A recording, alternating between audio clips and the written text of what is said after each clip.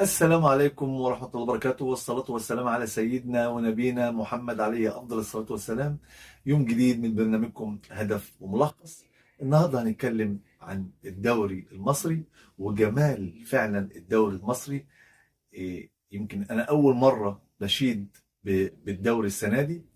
دوري فيه منافسة شريفة بين ثلاث فرق، والثلاث فرق فعلا يستاهلوا اللي هم يوصلوا للقمة.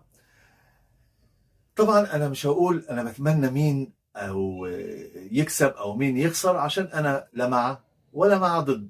انا لا ضد ولا مع.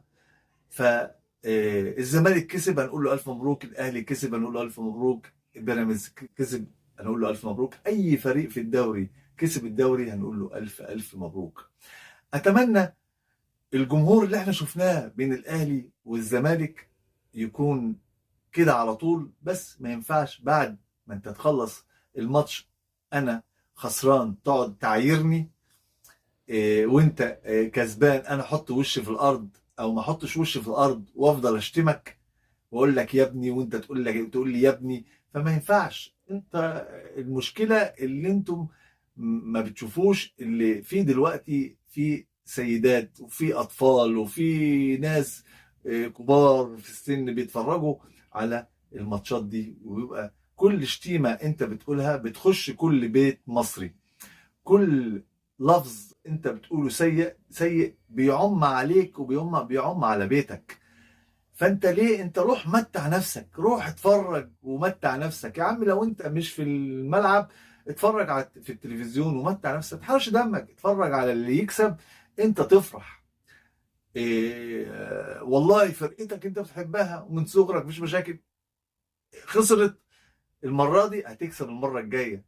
فانت بتشوف والله ده سوء حظ و... واداء، ومدربين بيتعبوا ومدربين بيشتغلوا، وفي مدرب ما بيشتغلش، في مدرب اخطأ. فانت بتشوف متعة كرة القدم.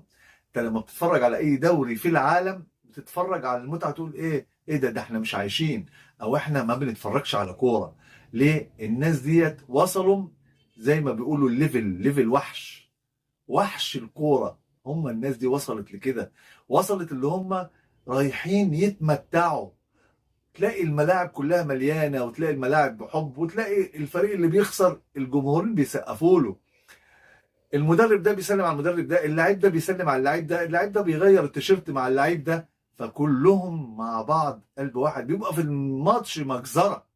الماتش بيبقى مجزرة على الكورة، وخبط ورزع وتكتيك ولعب، وحاجة جميلة. حاجة انت قاعد في التلفزيون بتتفرج عليهم، انت خايف لا الكرة تيجي فيك، خايف لا اللعيب يكسرك، من حلاوة الدوري، من حلاوة اللعب. متعة، متعة بره متعة. فانت اتعلم بقى من بره، بقى اتعلم.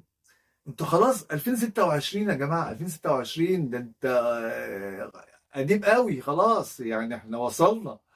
اتفرج بقى، احنا وصلنا يعني مش ليفل الوحش، احنا وصلنا نوصل لليفل بعد الوحش. فيا جماعة اتفرج على كرة القدم، اتمتع.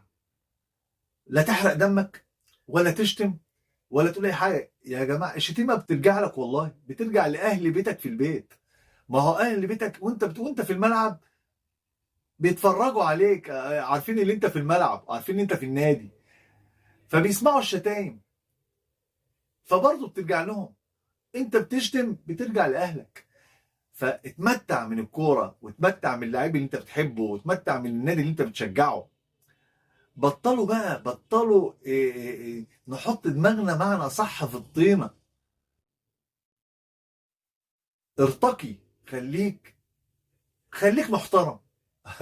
روح اتفرج، خليك محترم. بس لو انت اتفرجت باحترام صدقني والله هتحترم نفسك. لو انت بتتفرج واتفرجت باحترام وبروح وبحب، والله العظيم هتحترم نفسك. حتى ابنك لما يكبر هيشوفك هيتعلم منك.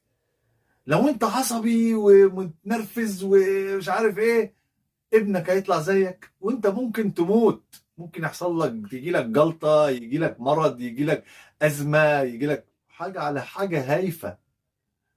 يا ريت مت وانت بتقرا المصحف، يا ريت مت وانت بتتعصب لدينك، يا ريت مت وانت بتدافع عن مسلم. لا، ده انت بتموت وانت قال ايه، بتشتم واحد عشان بيشجع فريق ضدك كسبك ولا حاجة. فيا جماعة فوقه، فوقه. ما عادش خلاص في العمر بقية. اللي عنده 60 سنة، واللي عنده 70 سنة، واللي عنده 50 سنة، واللي عنده 40 سنة، واللي عنده 20 سنة، واللي عنده 12 سنة، الموت ما عادش ليه سن. الموت ما عادش ليه سن. الأطفال، البيبيهات، الكبار، الشباب، كله بيموت. ارجع لربنا سبحانه وتعالى وتمتع بالدنيا. خليك ليك ذكرى حلوة،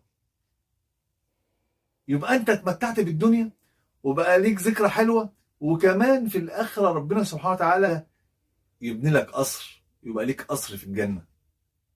فيا جماعة الموت قريب جدا، وانت بإيدك اللي انت تحلي أيامك وتخلي أيامك كلها فرح وتخلي أيامك كلها عيد، وانت اللي في إيدك تخلي أيامك كلها نكد وكلها حاجة مقرفة زي ما بيقولوا، وتبقى كئيب وتموت على كآبة، وما تتبلكش أي حاجة ولا عند ربنا تبقى كويس.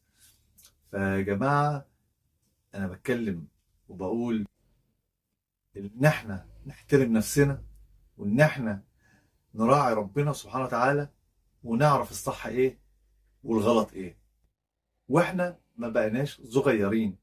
يعني اللي بيشتم ده انا ببص عليه بتلاقيه يعني 30 سنة او 35 سنة او 20 سنة، يعني ناضج وفاهم.